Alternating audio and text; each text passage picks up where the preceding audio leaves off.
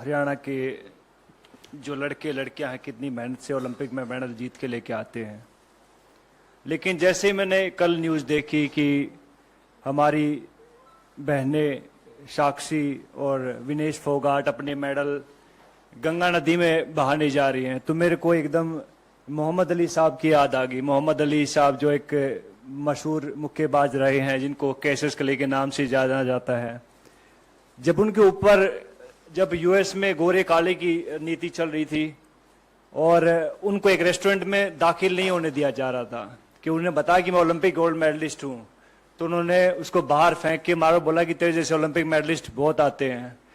तो इस बात से आहत होके उसने अपना ओलंपिक मेडल ओहियो नदी में फेंक दिया था।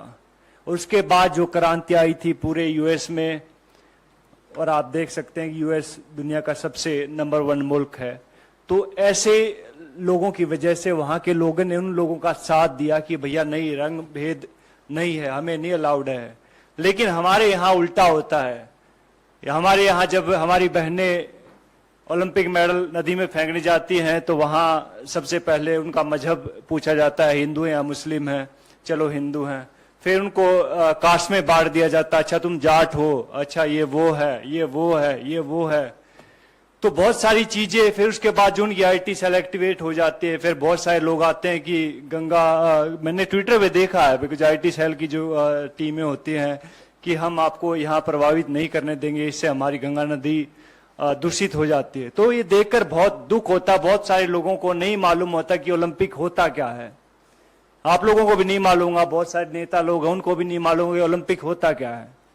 पहले जहां आप ट्रेनिंग कर रहे होते पहले वहां जीतना पड़ता है, जहां आप अखाड़े होते हैं वहां जीतना पड़ता है, नंबर 1 बनना पड़ता है उस वेट में। फिर जाके आपको डिस्ट्रिक्ट में ट्रायल होते हैं कि लाइक भैया मैं भिवानी का रिप्रेजेंट करता हूं तो मैं यहाँ पे ट्रायल दूंगा, वहां 4-5 अकेडमी और होती है, वहां जीतना पड़ता है। फिर जाके स्टेट में जीतना पड़ता है, फिर जाके नेशनल में जीतना पड़ता है, फिर जाके एशिया में जीतना पड़ता है, और फिर जाके ओलंपिक में जीतना पड़ता है, तब जाके ओलंपिक मेडल आता है। अभी कई लोग गुटखा खा के बात तो कर देते कि ओलंपिक मेडल है, हमारे पैसे भी दो, ये वो दो। तो भैया पहले भी हमने बात कही थी इस बात में कि भैया अगर सरकार चाहेगी तो हम कहते हैं कि वो पैसे भी दे देंगे उनको, अगर ज्यादा इनको दिक्कत है इस चीज से। लेकिन ऐसा बन के दिखाओ, आप ऐसा मेडल लेके दिखाओ, उसके बाद आप बात कीजिएगा। तो बड़ा आसान होता किसी के ऊपर उंगली उठाना। तो बहुत कहते हैं कि दुख होता, हमें बहुत गुस्सा भी आता है इस चीज से कि भैया हमारी बहनों का ये हाल इस सरकार ने कर दिया। इससे पहले मैं कई बार सोचता हूं कि अगर कांग्रेस के टाइम पे अगर ये सब चीजें होती तो क्या होता। अपने सवाल पूछे क्या होता।